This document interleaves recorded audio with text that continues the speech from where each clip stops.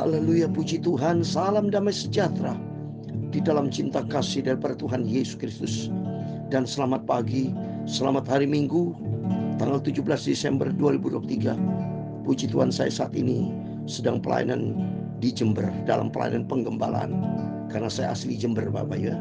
Papi mami saya melayani Tuhan dari tahun 1946, 42, terus sampai 2013 dipanggil Tuhan. Sudah melayani Tuhan 70 tahunan, sudah melayani Tuhan. Dari tahun 1942 sampai 2013 setia melayani Tuhan. Dan saya putra kandungnya, salah satu putra kandung, untuk melanjutkan pelayanan penggembalaan Gereja Bethel Tabernakel Kristus di Jember. Semua karena anugerah Tuhan. Kita minta sama Tuhan supaya langkah-langkah hidup kita dipimpin sama Tuhan Yesus. Kita mau cinta Tuhan Yesus, kita utamakan Tuhan, karena hidup ini berasal dari Tuhan. Dan kita melangkah dalam rencana Tuhan, Tuhan akan atur hidup kita. Firman Tuhan katakan di dalam Amsal 16:25, ada jalan yang disangka lurus, tapi ujungnya menuju maut. Mari kita nanti baca firman Tuhan pada pagi hari ini. Kejadian 31 ayat 1 sampai 18 tentang Yakob perjalanan tinggalkan Laban. Mari kita mau hari dekat dengan Yesus.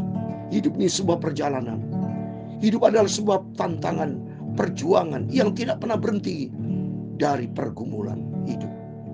Tapi melangkahlah bersama dengan Yesus. Apapun pergumulan persoalan kita, kalau bersama Yesus beda, saudara. Dia akan memberikan jalan keluar. Saya Pastor Yakob Rahmat akan menyanyikan sebuah pujian. Oh Tuhan, pimpinlah langkahku. Oh Tuhan, pimpinlah langkahku. Amin, haleluya. Ku tak berani jalan sendiri. Amin, haleluya. Sertamu itulah doaku. Ajarku merendahkan diri. Amin, haleluya. Menurut firman-Mu setiap hari. Amin, haleluya. Jadikan pelita dalam gelap. Amin, haleluya. Mencari domba yang sesat. Amin, haleluya. Itulah kerinduan jiwaku. Amin, haleluya. Oh Tuhan, pimpinlah, peganglah tanganku. Haleluya. Ku tak mampu, ku tak berani jalan sendiri. Aku akan gagal kalau jalan sendiri, Bapak. Sertamu itulah kerinduan doaku. Amin, haleluya. Ajarku merendahkan diri selalu kepada Tuhan Yesus. Haleluya. Aku mau selalu menuruti firman-Mu setiap hari. Amin, haleluya. Jadikan berkat pelita buat setiap orang. Amin, haleluya. Untuk mencari domba-domba yang tersesat. Haleluya. Itulah kerinduan jiwaku. Amin. Segala jalan orang adalah bersih menurut pandangannya sendiri, tetapi Tuhanlah yang menguji hati. Tertulis dalam Amsal 16 ayat 2 dan 3. Serahkanlah perbuatanmu kepada Tuhan. maka terlaksanalah segala rencanamu. Tuhan membuat segala sesuatu untuk tujuannya masing-masing. Tuhan tetapkan tiap langkah hidup kita. Bahkan orang fasik dibuatnya untuk hari malapetakannya, itu orang fasik akan menuju kabar kebinasan. Tetapi jalan orang benar Tuhan tolong. Amin, haleluya. Tuhan Yesus selalu bersama dengan kita. Amin, haleluya. Tetapi doa orang benar didengarnya. Ya Tuhan, punyamulah kebesaran dan kejayaan, kehormatan, kemasyhuran dan keagungan. Amin, haleluya. Ya segala-galanya yang ada di langit dan di bumi. Ya Tuhan, punyamulah kerajaan, dan Engkau yang tertinggi itu melebihi segala-galanya sebagai kepala. Sebab kekayaan dan kemuliaan berasal daripadamu, dan Engkaulah yang berkuasa atas segala-galanya. Dalam tangan-Mu lah kekuatan dan kejayaan. Dalam tangan-Mu lah kuasa membesarkan dan mengokohkan segala-galanya. Sekarang kami dalam nama Tuhan Yesus Kristus. Amin, haleluya. Kami bersyukur kepadamu dan memuji nama-Mu yang agung itu. Sucikanlah Bapa hatiku, mulutku, pikiranku, Bapa. Pagi ini kami mau baca firman-Mu. Firman-Mu kusimpan dalam hatiku, Bapa. Dalam nama Yesus, segala puji, hormat, kebesaran, ketinggian, kemuliaan, keagungan, segala-galanya bagi Engkau, Bapa. Minggu pagi ini kami mau datang kepada Tuhan Yesus. Tiap hari, tiap saat kami mau datang beribadah kepada Tuhan. Kami mau berjumpa dengan Engkau, Yesus. Kau Bapakku yang ajaib. Kau sentral hidupku. Dan seluruh domba-domba, anak-anak menghadiri ibadah maupun mendengarkan firman Tuhan pagi ini, semua diberkati Tuhan. Terima kasih Bapa. Ampuni segala dosa, segala kekurangan, kekilafan yang tidak berkenan. Ampun Bapa. Roh Kudus tuntun hidupku, supaya kami berjalan selalu di dalam kebenaran. Dalam nama Tuhan Yesus Kristus kami sudah berdoa mengucap syukur, haleluya. Amin. Puji Tuhan. Salam damai sejahtera di dalam cinta kasih dari Tuhan Yesus. Selalu saya katakan berulang-ulang, salam damai sejahtera. Kita terima itu damai sejahtera dari Tuhan Yesus. Iman, saudara. Ya, inilah untungnya kalau di dalam nama Yesus selalu ada damai sejahtera. Siapa orang tidak mau damai, saudara? Mau terjadi perang seperti di jalur Gaza itu, banyak tiap hari ada kematian. Salah manusia, saudara. Karena bandel tidak mau taat kepada firman. Seandainya semua umat manusia bertobat, Rusia, Ukraina, Israel, Hamas, semua umat manusia nih maunya Tuhan bertobat, hidup di dalam firman Tuhan, berpegang pada janji Tuhan. Selamat saudara, ya. Karena Tuhan berfirman ini dalam Amsal Sulaiman 16 ayat 25 tadi sekali. Ada jalan yang disangka lurus, tapi ujungnya maut. Orang berpikir kalau sampai ujung maut, nggak mau saudara. Harusnya begini-demikian kan. Ngapain ujian menuju maut, kematian? Lebih bagus mau hidup orang benar. Firman Tuhan berkata dalam Amsal 16 ayat 2, segala jalan orang adalah bersih menurut pandangan sendiri. Berpikir sebetulnya, ini benar nggak sih ya? Nah, seperti saya beritakan firman, ini firman Allah. Ya, saya bukan ngomong bisnis, bukan ngerasainin orang, tidak. Tapi membawa hidup kita benar di hadapan Tuhan, standar surga.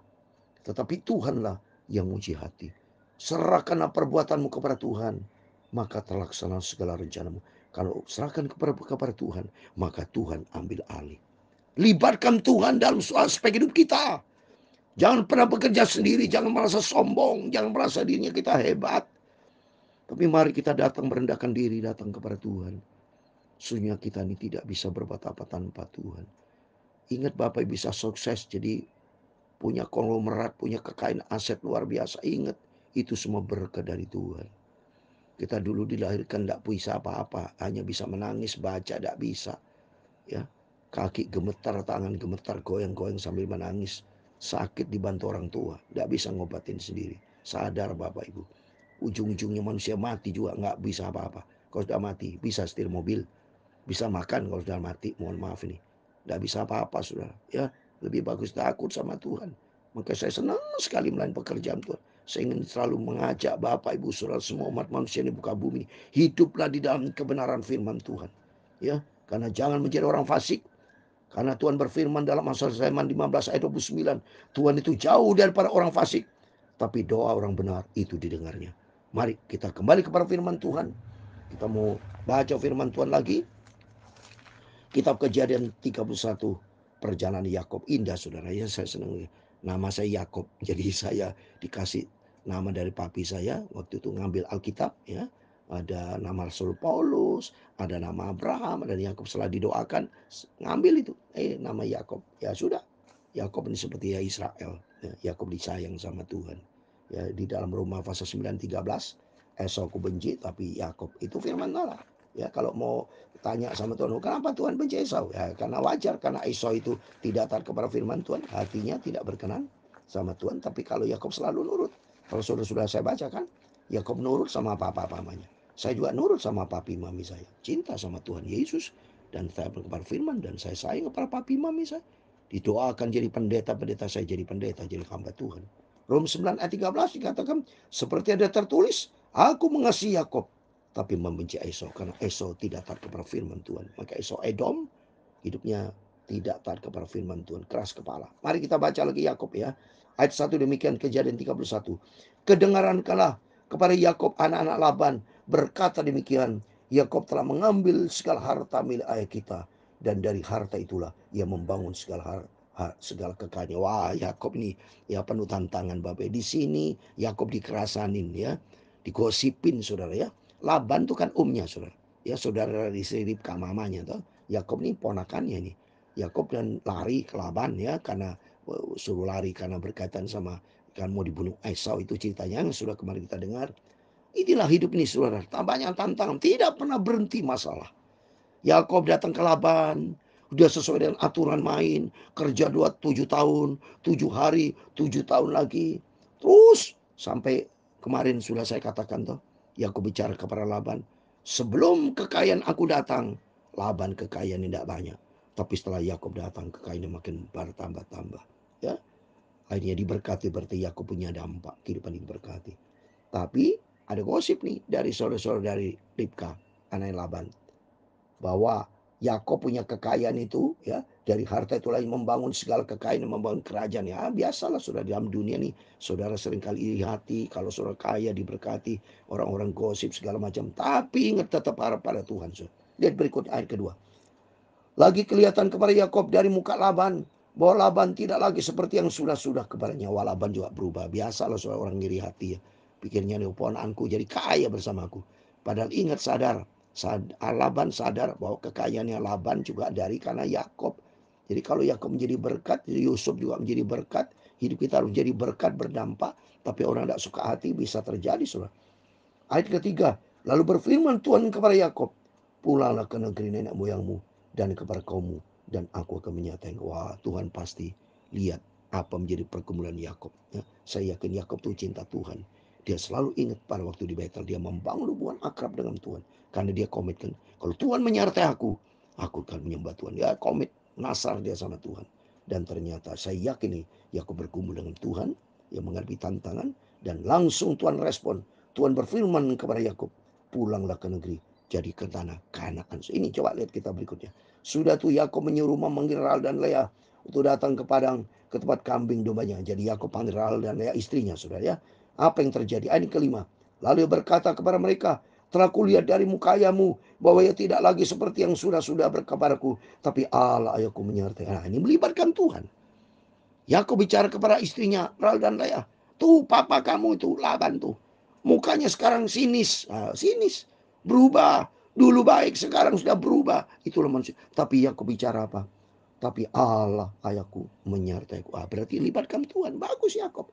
Yakub tidak berkata, aku benci kepada ayahmu. Aku mau mengandalkan kekuatanku sendiri. Tidak. Yakub bicara apa? Allah ayahku menyertai. Jadi libatkan Tuhan. Iman kepada Tuhan. Terus ayat 6. Juga kamu sendiri tahu bahwa aku telah bekerja sekuat-kuatku pada ayahmu. Tapi ayahmu telah berlaku curang kepadaku. Dan telah 10 kali mengubah upahku. Tapi Allah tidak memberikan dia berbuat jahat kepadaku. Lihat ini. Manusia boleh macam-macam tidak jujur saya. Laban ini kalau dia ngomong pengakuan Yakub 10 kali mengubah. Jadi pasti Laban itu bohong memang saudara ya. Buktinya waktu Yakub ingin kepada Rahel jatuh cinta dikasih Lea ya. Sering kali itu diputer-puter dan ini janji komitmen pernyataan dari Yakub kata 10 kali ngubah upahku. Dia ngomong kepada Lea dan Rahel itu kan ayahnya Laban itu. Terus ayat 8 apabila dia berkata yang berbiti-bitilah akan menjadi upahmu, maka segala kambing domba itu beroleh anak yang berbiti-biti.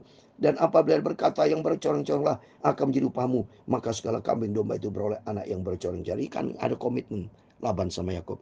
Domba kambing bercoreng-coreng adalah milik Yakub ya. Terus demikian Allah mengambil ternak ayammu dan memberikannya kepadaku. Tuhan selalu dilibatkan. Maka Allah memberkati Yakub. Berikutnya, pada suatu kali pada masa kambing domba itu suka berkelamin, maka aku bermimpi dan melihat. Bermimpi dan melihat artinya apa? Dia andalkan Tuhan. Mimpi bicara visi, ya. Mimpi kan visi itu kan impian, bermimpi dan melihat, melangkah dan iman bahwa jantan-jantan yang menjantani kambing domba itu bercorong-corong, berbintik-bintik dan berbelang. Jadi apabila saudara punya pergumulan, kerinduan saudara, nggak apa-apa, bergumul dalam doa, bahkan mimpi-mimpi, minta sama Tuhan, tolong berkati Tuhan, karena sumber segala berkat datang dari Engkau. Karena Yakub juga bermimpi sampai bermimpi doa sama Tuhan. Ayat 11, dan malaikat Allah berfirman kepadaku dalam mimpi itu, Yakub, jawabku, ya Tuhan. Coba ini, Yakub selalu andalkan Tuhan. Bagus sekali, saya senang perjalanan Yakub. Selalu libatkan Tuhan. Di tengah-tengah punya problem, di tengah-tengah pergumulan, selalu ngomong Tuhan, Tuhan, Tuhan. Lalu jawabnya aku, ya Tuhan. Apa yang berfirman Tuhan katakan di 12. Lalu ia berfirman, angkatlah mukamu dan lihatlah bahwa segala jantan yang menjantani kambing domba itu bercorong-corong, berbintik-bintik dan berbelang. Sebab telah kulihat semua yang dilakukan oleh Laban kepadamu. Coba ini Tuhan campur tangan. Tuhan take over. Dia tahu persis saudara. Maka kalau Bapak Ibu takut sama Tuhan, jangan pernah menyimpang ke kanan ke kiri. Tapi berbuat di dalam kebenaran. Sesuai dengan apa maunya Tuhan. Tuhan pasti berkati.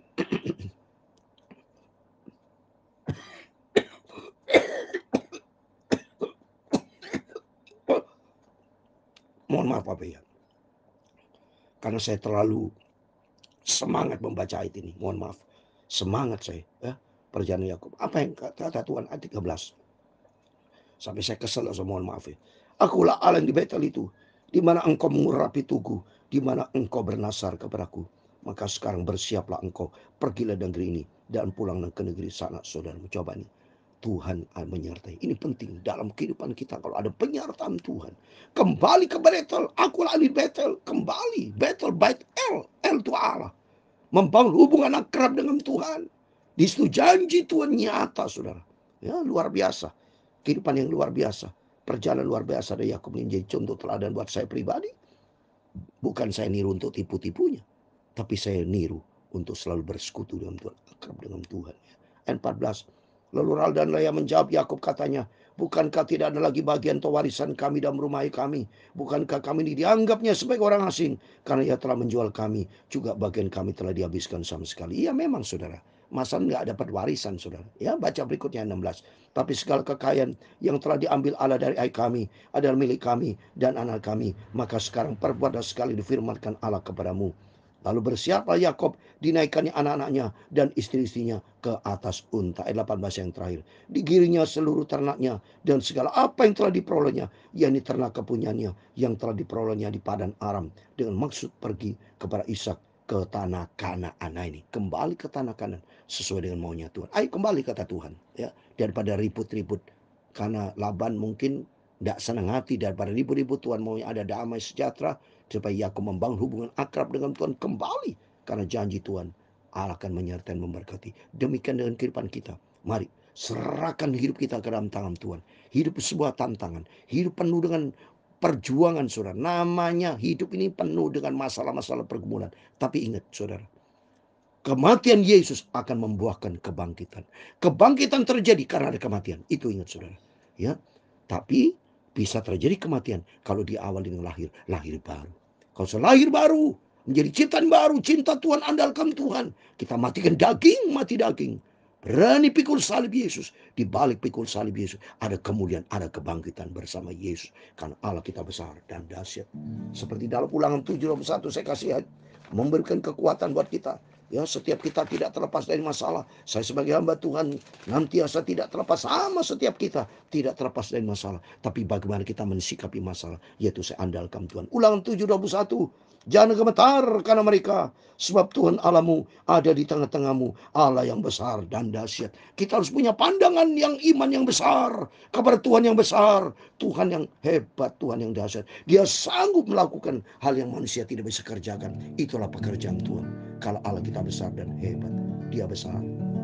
Kita minta pimpinan Tuhan, sebab di luar Tuhan kita tidak bisa berbuat apa-apa. Oh Tuhan, pimpinlah langkahku, biar hari ini kita hari Minggu datang kepada Tuhan, serahkan semuanya ke dalam tangan Tuhan. Bicaralah kepada Yesus, nangis kepada Yesus, rendahkan hatiku kepada Yesus, sertamu.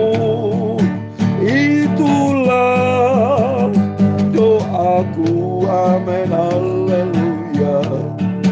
Ajarku merendahkan diri, amin, haleluya.